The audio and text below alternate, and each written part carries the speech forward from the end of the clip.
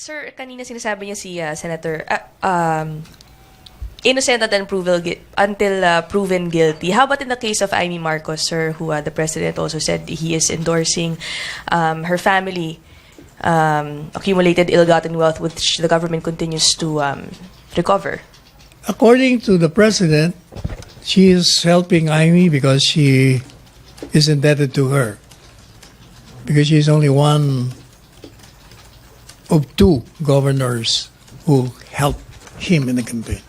Utang na loob yata yung kanyang reason. So in Amy Marcos's case, the president is willing to overlook yung issue of corruption. In the first place, Amy is not charged. So, kung yun nga nakademanda, presume innocent, lalo na itong hindi naman nakademanda, wala naman siyang charge ng crime. Wala. Thank you, sir. Thank you. MPC, shift na tayo.